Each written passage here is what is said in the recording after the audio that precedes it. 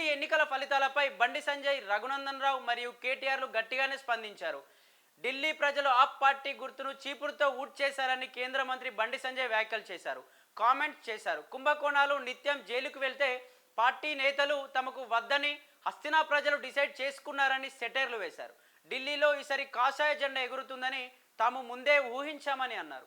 ప్రజాస్వామ్య పాలనను రాష్ట్ర ప్రభుత్వం కోరుకున్నారని, రాష్ట్ర ప్రజలు కోరుకున్నారని తెలిపారు. రానున్న రోజుల్లో బండి సంజయ్ ధీమా వ్యక్తం చేశారు. ఢిల్లీ ప్రతిఫలాలపై తెలంగాణ రాష్ట్ర వర్కింగ్ ప్రెసిడెంట్ కేటీఆర్ స్పందించారు. ఈ క్రమంలో ఢిల్లీ అసెంబ్లీ ఎన్నికల ఫలితాలపై తాజాగా సోషల్ మీడియాలోని ఎక్స్లో ట్వీట్ చేశారు. బీజేపీని గెలిపించినందుకు రాహుల్ గాంధీకి కంగ్రాట్స్ అంటూ వ్యంగ్యంగా సమాధానం ఇచ్చారు. ప్రస్తుతం అందుకు సంబంధించిన ట్వీట్ సోషల్ మీడియాలో తెగ వైరల్ అవుతోంది.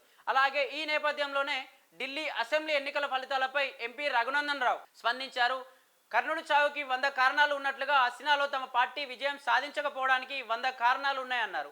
అవినీతికి వ్యతిరేకంగా పుట్టామని చెప్పుకొని ఆమ్ ఆద్మీ పార్టీ అధికారంలోకి ఉన్న 12 ఏళ్లు భారీ ఎత్తున కుంభకోణాలు, అవినీతికి పాల్పడిందని ఆరోపించారు.